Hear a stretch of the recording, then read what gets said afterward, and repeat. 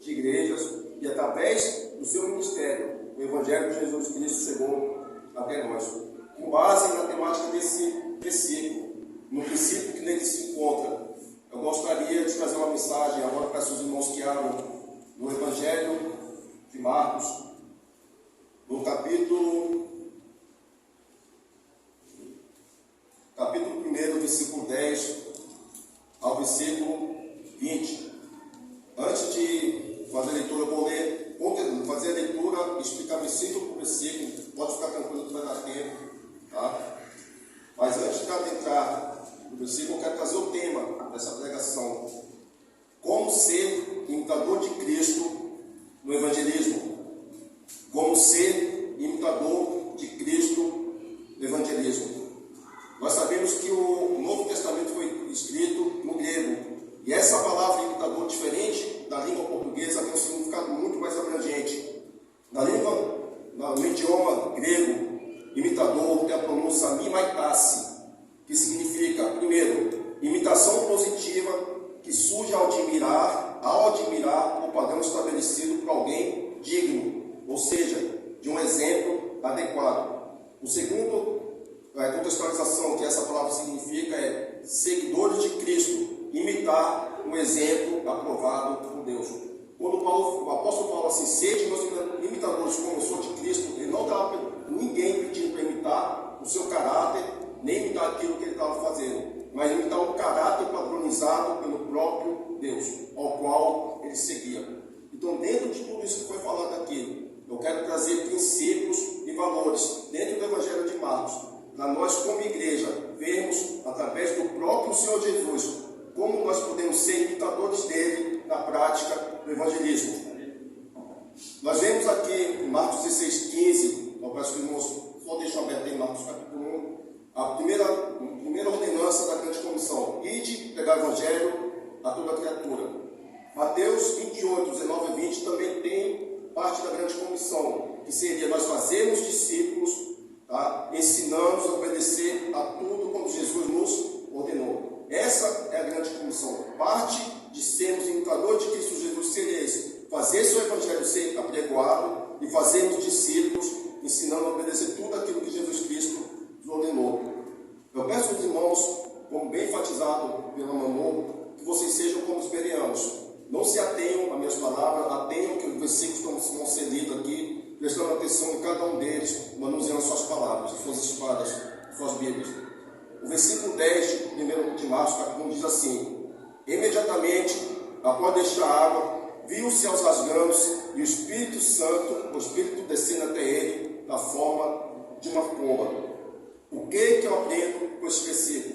Nós sabemos que Jesus Cristo, primeiramente, ele iniciou seu ministério com a faixa de idade de mais ou menos 30 anos. Ele pregou durante 3 anos o Evangelho de Deus aqui na terra. Antes de ele ir pregar o Evangelho, Jesus Cristo teve um preparo. Jesus Cristo, mesmo sendo Deus, o Deus encarnado, feito um homem aqui na terra, ele não foi pregar o Evangelho de qualquer forma. Nós vemos nesse versículo que antes de Jesus ir pregar o Evangelho, ele teve uma preparação. Qual seria a preparação? Jesus Cristo, ele foi cheio do Espírito Santo. Antes de iniciar seu ministério de pregação do Evangelho, Jesus Cristo foi habitado na plenitude do Espírito Santo sobre a sua pessoa. O que eu aprendo com isso? Eu, como cristão, nós, como cristãos, não podemos fazer o ID do Senhor de qualquer forma. Não é nem fazer o ID, o imperativo não está no ID, o imperativo está em pregar o Evangelho. Nós não podemos pregar o Evangelho pela força do nosso intelecto, pela força do nosso braço. Nós devemos pregar o Evangelho debaixo do poder e autoridade do Espírito Santo de Deus. Esse é o primeiro princípio que eu vejo aqui. Jesus, muito mais do que dar um exemplo, ele nos coloca princípio a ser observado. Ser imitador de Cristo. Antes de pregar o Evangelho, ser cheio do Espírito Santo de Deus. A pregação de Jesus foi precedida, como falei, de adequado preparo. Jesus só iniciou seu ministério de evangelização depois que foi revestido com o Espírito Santo. O que eu vejo aqui? 2 observações que eu quero fazer. O próprio Filho de Deus não abriu mão do revestimento do Espírito Santo. Quem somos nós para abrir a mão da necessidade de buscar o batismo com o Espírito Santo? Quem somos nós para abrir mão de buscar sermos cheios do Espírito Santo de Deus? Se o próprio Senhor Jesus não abriu mão, mesmo sendo Deus, quem somos nós para renunciar à busca ao Espírito Santo? Outra coisa que eu gostaria, os irmãos, deixando marcado aí, abrisse Lucas, no Evangelho segundo Lucas, no capítulo 3, no versículo 21 a 22, antes de ser cheio do Espírito Santo. Jesus Cristo ensina para a gente também outro princípio. Lucas, capítulo 3, versículo 21 a versículo 22. Se você não puder colocar aí na versão da King James, diz bem assim, Lucas, capítulo 3, versículo 21. E ocorreu que quando todo o povo estava sendo batizado, da mesma maneira Jesus o foi. E no momento em que ele estava orando, o céu se abriu, 22, e o Espírito Santo desceu sobre ele em forma corporal, como uma pomba. E do céu surgiu uma voz: Tu és meu filho amado, em ti me agrado, sobremaneira em ti me comprazo. O que nós vemos aqui? Jesus Cristo, antes de ser cheio do Espírito Santo de Deus, ele estava fazendo o quê? Orando. Ele estava orando antes de ser cheio, revestido do poder do Espírito Santo de Deus. Muitos querem ser cheios do Espírito Santo de Deus de forma mecânica, de forma automática, sem ter vida de oração. Outro princípio que a gente vê dentro daquilo que Jesus nos ensinou: antes de nós sermos cheios do Espírito Santo de Deus, é necessário que a gente busque ser cheio do Espírito Santo de Deus. Revestidos do poder de Deus. De que forma? Mediante oração. Muitos estão negligenciando, querem pegar, viver de qualquer forma, sem vida de oração, e assim querer ser cheio do Espírito Santo de Deus. É mandamento. Deus quer que nós sejamos cheios do Espírito Santo. Mas para que nós possamos ser cheios do Espírito Santo, é necessário que nós tenhamos busca a esse desejo. A esse desejo que se manifestou no coração de quem? No coração do próprio Deus. Jesus Cristo, antes de ser cheio, ele orou. A partir do momento que Jesus comissiona nós a irmos pregar o Evangelho, nos dá o exemplo de que ele foi cheio do Espírito Santo e teve vida de oração, nós também não podemos renegar esse princípio, esses valores. Versículo 11 de Marcos, capítulo 1, diz assim: Então houve uma voz vinda dos céus: Tu és o meu filho amado, em ti muito me agrado. Aqui nós vemos Jesus recebendo o que da parte de Deus? A aprovação da parte de Deus. Jesus foi aprovado pelo próprio Pai. Por qual motivo? Porque ele buscou ser cheio do Espírito Santo e teve vida de oração. Nós só podemos ser obreiros aprovados, aí pregar o Evangelho, se nós tivermos esses dois princípios em nossa vida. Se a gente for pregar o Evangelho de qualquer maneira, nós não teremos a aprovação do Senhor, nosso Deus. Versículo 12 e versículo 13 diz assim: Logo em seguida, o Espírito Santo o dirigiu para o deserto. Ali ele esteve por 40 dias, sendo tentado por Satanás. Viveu entre as feras selvagens e os anjos o serviram. O que eu vejo aqui? Jesus Cristo, antes de também iniciar seu ministério de pregação, ele só iniciou depois de ter triunfado sobre o diabo no deserto. Em Mateus, capítulo 4, fala assim que Jesus Cristo foi levado pelo Espírito Santo a ser tentado no deserto. Na língua portuguesa, essa palavra tentado está equivocada, porque no grego, no original, significa que Jesus foi aprovado, testado e aprovado. Não é tentado, no grego é testado por Deus. Jesus Cristo não foi lá para ser tentado por Satanás, ele foi levado pelo Espírito Santo para ser testado por Deus. Testado de que maneira? Se ele estava ali como obreiro aprovado, o próprio Filho de Deus, ele passou pelo teste da aprovação. Antes de ele iniciar o ministério, ele foi ali testado por Deus, para ver se ele cairia ou não nas armadilhas do inimigo. Por qual motivo Jesus Cristo não caiu nas tentações de Satanás? Quem puder abrir, por favor, em Mateus capítulo 4, a gente não vai ler. A gente vê que Jesus Cristo foi tentado 3 vezes no deserto. Ele foi tentado mais de inúmeras vezes durante seu ministério. O diabo de Satanás pediu Jesus ali 40 dias com fome, transformasse pedras em pães, pediu para ele que se jogasse a parte mais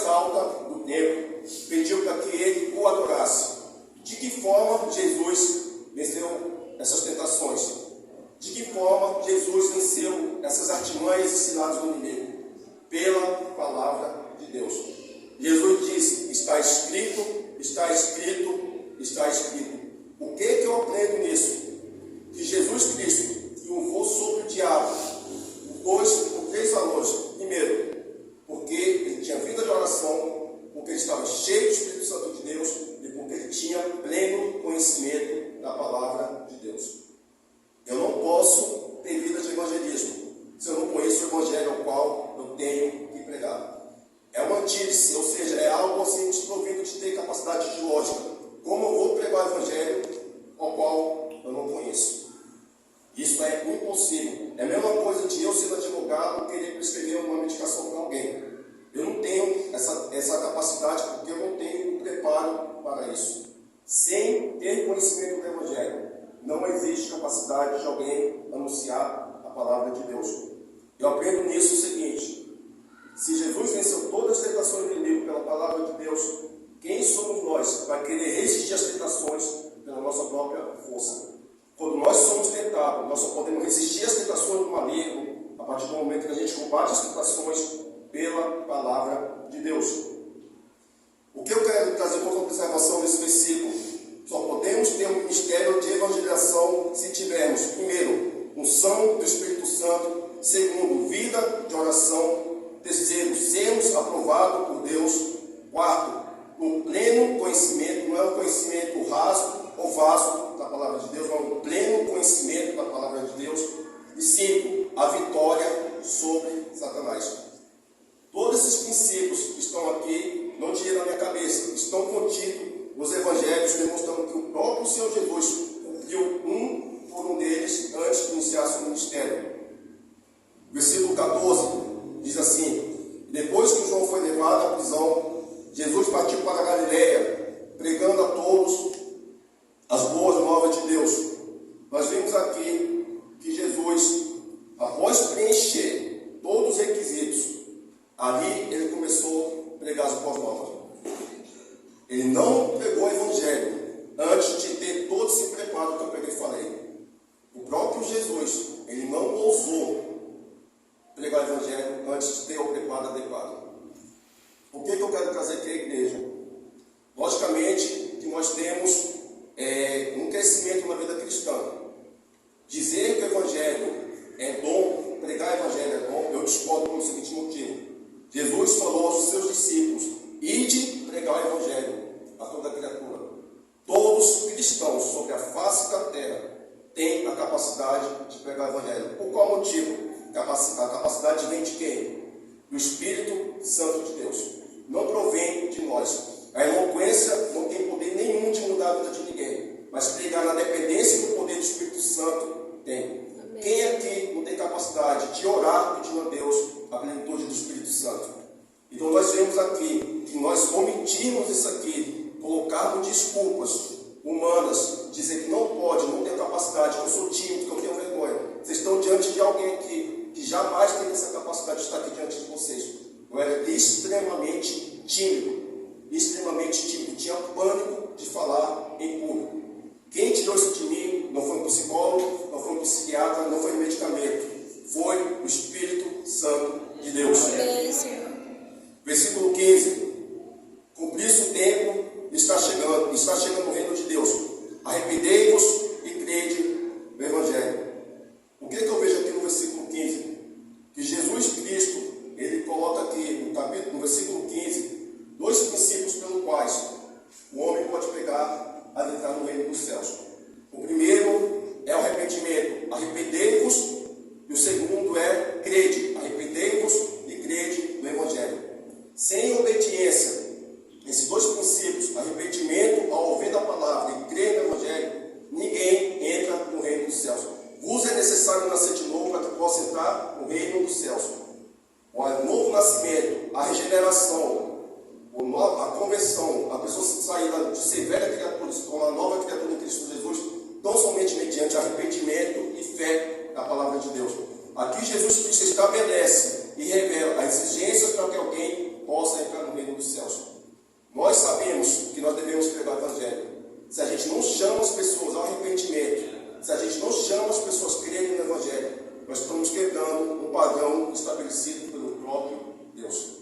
Nós não seremos imitadores de Jesus se nós abrirmos mãos de chamarmos as pessoas ao arrependimento e crer no Evangelho de Deus. Versículo 16. Caminhando pela praia do mar da Galileia, viu Jesus a Simão e seu irmão André lançando suas redes ao mar, pois eram pescadores. Quem foram os primeiros discípulos chamados por Jesus? Simão e André. Eles eram o quê? Irmãos. Nós vemos aqui Jesus caminhando pela praia do mar da cidade, da região da Galileia, e tendo visto Simão e tendo visto André, ele os chamou. Mas aonde é que a gente vê isso aqui no Evangelho de Marcos? Não está descrito isso. Eu peço aos irmãos que abram João capítulo 1, por favor. João capítulo 1, do versos 35 ao 37. Eu quero trazer outro princípio que a palavra de Deus nos mostra, para que possa alguém, na evangelização, no evangelismo, ser imitador de Jesus Cristo. No versículo 35 de João, do Evangelho segundo João, capítulo 1, diz assim: no dia seguinte, João Batista, estava outra vez na companhia de dois de seus discípulos. E, observando que Jesus passava, diz: eis o Cordeiro de Deus. Os dois discípulos ouviram o que ele falou e se tornaram seguidores de Jesus. Quem eram esses dois discípulos? O versículo 41 vai dizer, na verdade 40 e 41 vai dizer: um dos dois que ouviram João falar e seguiram a Jesus era André, irmão de Simão Pedro. E vai dizer no versículo 41, ele primeiro procurou seu próprio irmão Simão e disse: encontramos o Messias, que quer dizer o Cristo. Quem foram esses dois que foram chamados inicialmente? Simão e Pedro. Antes de serem chamados por Jesus Cristo, eles passaram pelo batismo de João Batista. Qual é o batismo de João Batista? O batismo de arrependimento, o batismo nas águas. Sem sermos nova criatura, sem sermos cristãos, nós não podemos pregar o Evangelho. Eu não estou dizendo que a pessoa não pode anunciar, mas ela não vai ter a primazia de fazer ninguém ir convertido a Cristo Jesus. Por qual motivo? É necessário que para alguém ser pregador do Evangelho, que ele tenha nascido de novo. Nós vemos aqui Simão e Pedro, duas pessoas que passaram pelo batismo de João, que era o batismo para arrependimento. Arrependeram-se primeiro dos seus pecados, para depois crerem no Filho de Deus. Como eu disse, a gente não pode pular essa regra estabelecida por Deus. Arrependimento e fé na pessoa de Cristo Jesus. Então, o versículo 16 é esse princípio: arrependimento e crer no Evangelho. O versículo 17 diz assim: então dirigiu-se a eles Jesus, dizendo: vinde em minha companhia, e eu vos tornarei pescadores de pessoas. Qual é a profissão da maioria dos discípulos de Jesus? Aqui era Simão e André. Qual é a profissão deles? Pescadores. O que Jesus fez? Jesus primeiramente fez um convite: vinde a mim. Depois Jesus pegou e falou: eu vos tornarei pescadores de homens, ou pescadores, na versão King James, pescadores de pessoas. O que seria esse vinde? É um chamado. Todos nós aqui que somos convertidos a Cristo Jesus tivemos o chamado da parte de Deus. Jesus Cristo nos chamou do reino das trevas para a sua maravilhosa luz. Todos nós aqui temos o chamado da parte de Deus. O que seria vos tornarei? Seria a preparação e a capacitação que tão somente Jesus pode nos dar. Como eu falei anteriormente, nós não podemos, por nós mesmos, termos capacidade para pregar nos evangelhos. Nem a maior escola de teologia que possa alguém frequentar prepara alguém para ser um pregador evangélico se não tiver a direção e a habitação e a plenitude do Espírito Santo de Deus. A escola teológica pela qual nós devemos passar, a primeira: arrependimento, fé, oração, vida de devoção diária com a palavra de Deus e sermos cheios do Espírito Santo de Deus. Nós vemos aqui Jesus chamando pessoas, mas não somente chamando, capacitando essas pessoas. Amém, Senhor. Verso 18. Verso 18 vai falar bem assim: naquele mesmo momento, eles quem? André e Simão, Pedro e seu irmão André. Naquele mesmo momento, eles abandonaram as suas redes e seguiram Jesus. Todos nós aqui temos nossas profissões. Independente de sermos a carteira assinada, quem trabalha como dona de casa tem um ofício e não é menos digno que o maior dos servidores públicos. É um ministério, eu vejo como ministério ser dono de casa, dona de casa. Eu não tenho esse preconceito de que só homem e só mulher que pode ser dono de casa. Eu vejo que eu também, como cristão, ajudo dentro de casa, minha esposa quando ela não está. Mas o que eu estou querendo dizer como princípio aqui? Jesus chamou duas pessoas que tinham uma profissão, um ofício. Jesus chamou eles a renunciar o quê? Os seus ofícios, os seus trabalhos. Então Jesus chamou eles para renunciar algo que eles tinham na sua vida. O que eu aprendo com esse versículo 18? Que nós, como discípulos de Jesus, nós devemos renunciar quando somos chamados a Jesus. Independente da área, Jesus vai pedir de nós, em algum momento das nossas vidas, que nós renunciemos algo. Eu, por exemplo, na minha conversão, no início da minha conversão, no ano de 2014, setembro de 2014, eu já conhecia minha esposa, a gente estava ainda se conhecendo. Eu fui chamado para uma reunião no Palácio Setentrião. Eu já trabalhava no Estado, obrigado, irmão. Eu já trabalhava no Estado.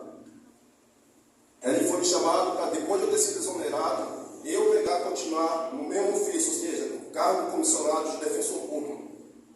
Até 2020, não tinha tido concurso para a defensoria. Ou seja, eu teria permanecido trabalhando na defensoria. Quando eu fui para a reunião, em agosto de 2015, o Espírito Santo de Deus parou no meu coração para eu dizer não. Diga não. Era para trabalhar 2 horários, ganhando um valor mais alto do que eu ganhava. Por qual motivo? Hoje eu entendo. Na época eu não entendia. O Espírito Santo mostrou para mim, se eu tivesse ficado durante esses 3 anos, de 2015, desculpa, até mais ou menos 2020, 2021, eu não teria pregado o Evangelho para a quantidade de pessoas que eu preguei. Por qual motivo eu estou falando isso? Eu tinha a disposição do meu tempo. A renúncia que eu fiz lá do meu emprego não fez nenhum momento Deus deixar de prover a minha casa. Pelo contrário, não teve nenhum momento na minha vida, durante esse tempo, que eu abri mão de estar como servidor público em cargo comissionado, que eu não tivesse maior provisão da parte de Deus. Eu sou meritório, como o irmão falando nisso, a gente não tem mérito nenhum. Isso é fé, isso é acreditar nas promessas de Deus. É acreditar que Deus é maior provedor do que a necessidade que nós passamos. Como nós vemos aqui, os discípulos abriram mão do seu trabalho, abriram mão de suas famílias, abriram mão daquilo que eles tinham em comum. Ou seja, os discípulos não hesitaram, os discípulos não se oporam ao chamado de Jesus, os discípulos não discutiram, os discípulos não pediram um tempo. Na hora que Jesus chamou, eles renunciaram parte de suas vidas. Eu não sei qual área da vida de vocês que Jesus Cristo pode estar chamando a renunciar. Cada um aqui sabe aquilo que Jesus Cristo está chamando a ter renúncia.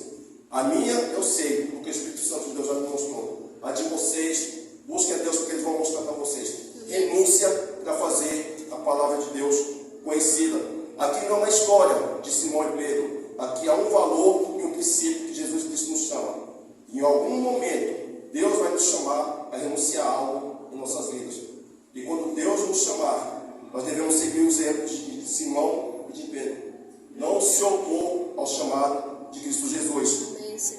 Versículo 19 diz bem assim: andando um pouco mais adiante, Jesus avistou Tiago, filho de Zebedeu, e seu irmão João.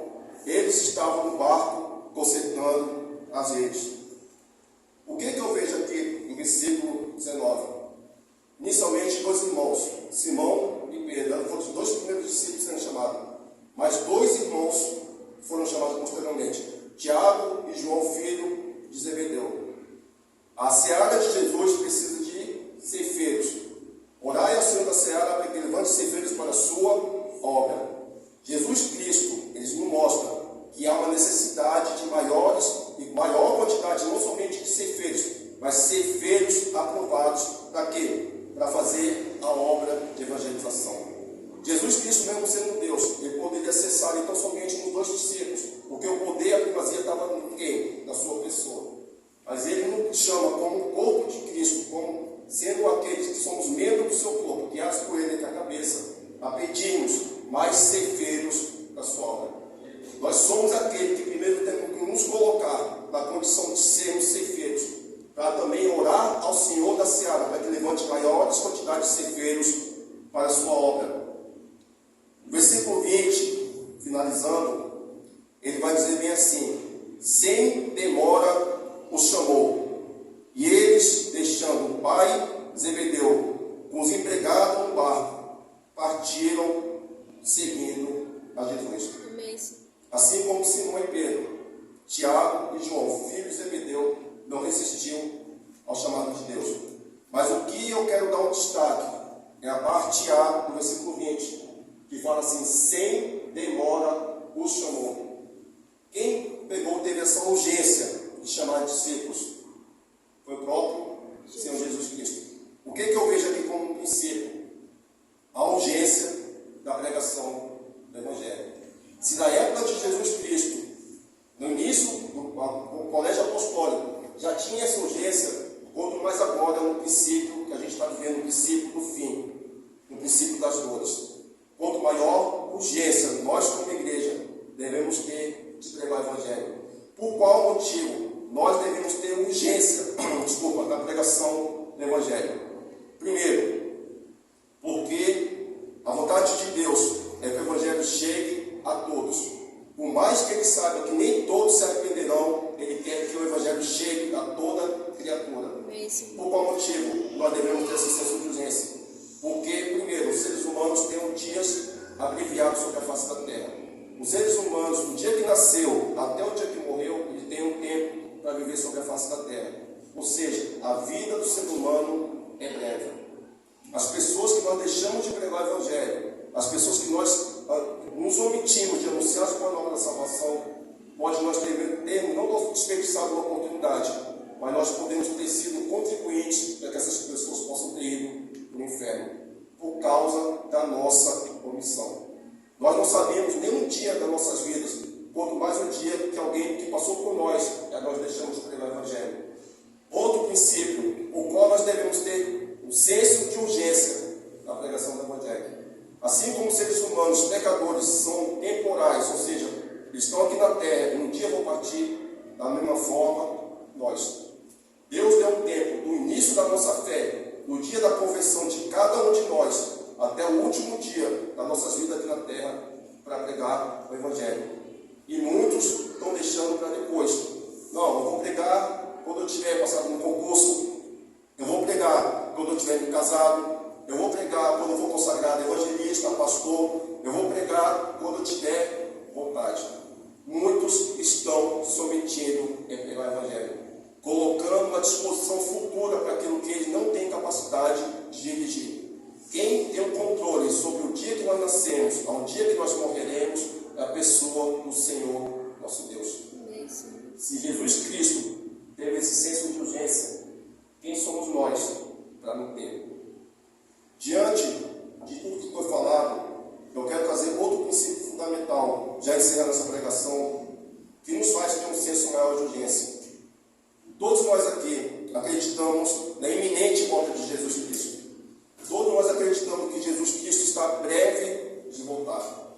Eu já falei, não tenho problema nenhum com relação a isso. Eu falei que eu acredito que Jesus Cristo volta no final da grande tribulação. Eu acredito que a igreja passa na grande tribulação. Mas independente da corrente escatológica que eu acredito, Jesus Cristo um dia vai voltar. Para aqueles que acreditam que Jesus vai voltar a qualquer momento, tá? E esse qualquer momento para mim não tem uma data estabelecida que a gente não sabe, a gente tem que ter maior senso de urgência. Se eu acredito que Jesus está muito perto de voltar, maior senso de urgência eu devo ter na pregação do Evangelho. Porque se as pessoas que estão aí no mundo, afastadas de Deus, morrendo em seus delitos e pecados, morrendo sem conhecer Jesus, e eu quero esperar o amanhã, eu sou tão contribuinte os pecados dele não terem sido encobertos pelo sangue de Jesus, do que suas próprias práticas. Diante de tudo que foi falado, Jesus Cristo é rico em misericórdia, Ele quer nos perdoar. Nós somos falhos, nós temos nossas limitações, nós temos as nossas falhas. A gente pode ter deixado, alguns aqui, pode ter deixado de cumprir algum desses princípios. Alguns podem ter deixado aqui de ter sido imitadores de Cristo Jesus no evangelismo. Mas Deus, em sua rica e infinita misericórdia, nos capacita a oportunidade do arrependimento. oportunidade de nos reconciliar com Ele. Eu tenho sempre, bato muito nessa tecla, porque eu não fui evangelizado. A minha conversão não ocorreu dentro de uma igreja.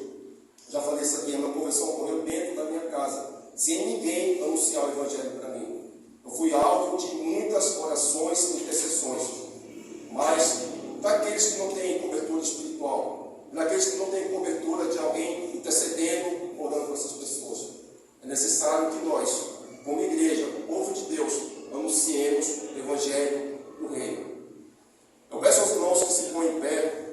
Acho que vocês estão percebendo que minha voz está indo embora. Vou pedir ao pastor que ele faça a oração, mas eu gostaria, se as crianças puderem descer, porque eu vejo como mandamento de Deus: sejamos cheios do Espírito Santo. Essa é a vontade de Deus. Nós vemos aqui que Jesus iniciou o ministério tão somente quando ele foi cheio do Espírito Santo. Quem aqui quer e precisa ser cheio do Espírito Santo de Deus? Deus está chamando a igreja a buscar o batismo do Espírito Santo. Jesus Cristo está chamando a cada um de nós renovarmos nossa vida diante dele, porque muitos de nós podemos estar fazendo o Evangelho de Deus conhecido pela força da nossa capacidade humana. Quem quer receber a plenitude do Espírito Santo de Deus, eu vou chamar homens e mulheres de Deus aqui, eu vou chamar o pastor para orar, a pastora Célia, nós podemos aqui aos irmãos que quiserem vir buscar a plenitude do Espírito Santo, porque é a vontade de Deus. E nós, como igreja, estaremos intercedendo pelos irmãos que assim quiserem também, por cada uma das crianças. Pastor? Amém, Senhor. Graças a Deus.